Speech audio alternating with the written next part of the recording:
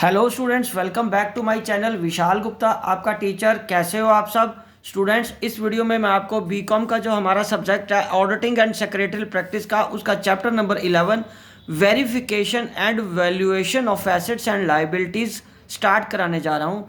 Guys, ये इस chapter का पार्ट नंबर 1 की वीडियो है। बाकी चैप्टर हम अगली वीडियोज़ में कंटिन्यू करते जाएंगे। तो चलिए स्टार्ट करते हैं। सबसे पहले इसको अंडरस्टैंड करना कि verification of assets and liabilities क्या होता है, उसका मतलब क्या है वेरिफिकेशन का। Verification means the procedures normally carried out at the year end to confirm the ownership, valuation and existence of items at the balance sheet date. कि balance sheet के डेट के दिन उसको ये चेक करना कि कंफर्म करना कि उसकी ऑनरशिप किसके पास है, किसी पर्टिकुलर एसेट की, उसकी कितनी वैल्यू है और वो एग्जिस्ट कर भी रही है या नहीं, जो बैलेंस शीट में दिखा रहे हैं वो। It also involves confirming that the presentation in the financial statement is in accordance with the legislations. और उसके बाद बच्चे क्या है, the auditor of the business is required to report in concrete terms that the balance sheet exhibits a true and fair view of the state of its affairs. In other words, he has to examine and ascertain the correctness of many values of assets and liabilities appearing in the balance sheet, and this examination is known as verification of assets and liabilities. और इसको हम क्या बोलते हैं, verification of assets and liabilities. मतलब जो examination करते हैं, एसरटेन करते हैं, फाइंड करते हैं करेक्ट मनी वैल्यू एसेट्स या लाइबिलिटी की, जो कि बैलेंस शीट में अपेयर हो रही हैं। ठीक है जी। और उस एग्जामिनेशन को हम क्या बोलते हैं, verification of assets and liabilities. चलो बच्चों आगे हम बढ़ते हैं। अब आएगा verification of assets. So verification of asset implies an inquiry into the value, उसकी ownership and title, existence and possession, and the presence of any charge on the assets.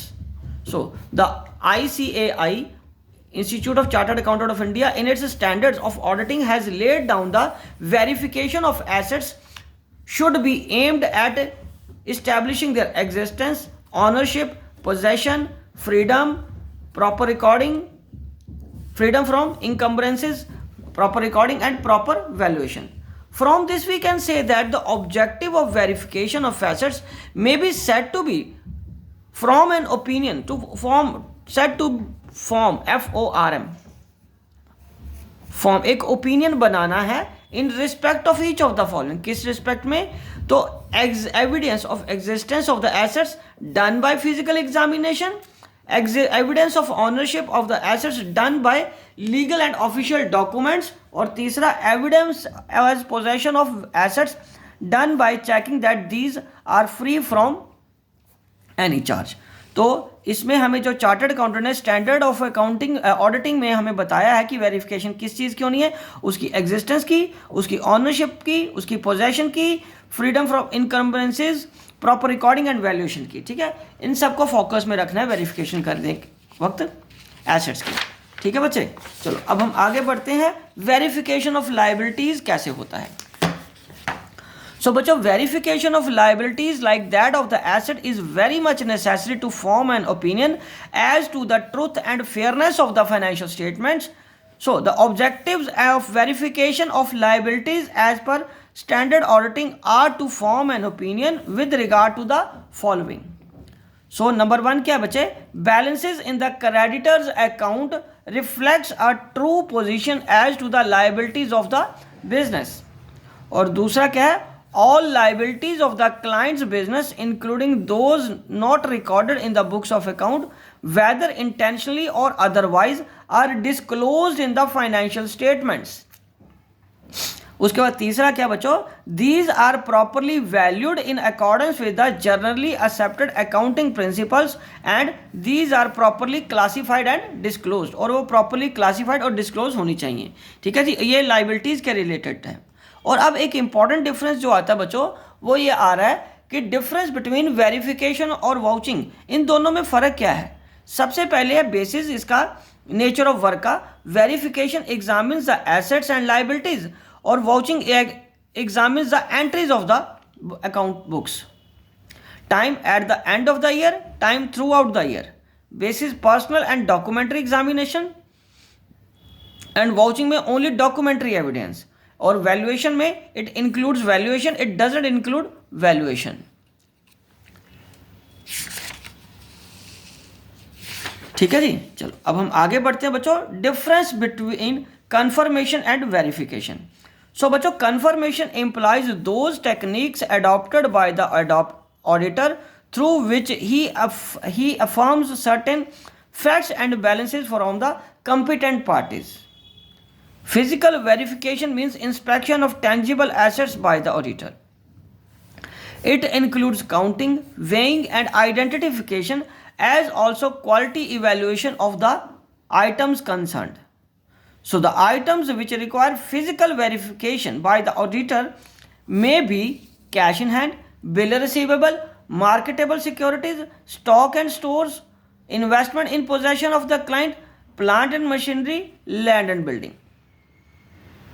So उसके बाद क्या है, valuation of assets and liabilities. So valuation forms an important part of every audit. It is because the accuracy of balance sheet depend much upon how correctly the estimation of the value of various assets and liabilities have been made. और valuation का मतलब है to set the exact value of an asset on the basis of its utility. Okay बच्चों, चलो अब हम आगे बढ़ते हैं, auditor and valuation. So the valuation of asset should be done by the responsible officer of the concern, and the auditor has to see whether they have been properly valued or not. For this purpose, the auditor can obtain the certificate of values and other competent persons. दूसरे competent person से भी इसकी value को confirm कर सकता है। और कौन कौन से मेथड हो सकते हैं, एक तो कॉस्ट प्राइस जिसमें आपका purchase price plus installation expenses आ जाएंगे, मार्केट वैल्यू जो मार्केट में एग्जिस्ट कर रही है, रिप्लेसमेंट वैल्यू कि जो आप मार्केट में उसको रिप्लेस कर सकते हो नहीं खरीदने के लिए, book value, going concern value और या कन्वेंशनल वैल्यू या टोकन वैल्यू। तो ये तीनों एक ही बात है। चौथा हिस्टोरिकल वैल्यू, इन चारों का एक ही मतलब है, इन सभी में हम ले सकते हैं, इन चारों में से कोई एक। और रिलाइजेबल वैल्यू कितने में वो बिक के उसके पैसे मिल जाएंगे, या scrap value, seventh method. So basis of valuation in the process of assets, the auditor must keep in mind the following points. पहला है ओरिजिनल कॉस्ट ऑफ एसेट्स, दूसरा expected working life of the assets. ठीक है बच्चों, अब उसके बाद क्या आएगा, next point, wear and tear of the assets और ब्रेकअप वैल्यू और the scrap value of the assets. पांचवा है बच्चों, the chances of assets become obsolete. Auditor is expected to ensure that the basis of valuation is correct और reliable and provision has been made for all the contingencies. ठीक है बच्चों, चलो आगे है, fixed asset should be valued at cost less depreciation to date, whereas current asset should be valued at the cost and market price whichever is less. आगे हम बात करेंगे वाउचिंग, वेरिफिकेशन एंड वैल्यूएशन।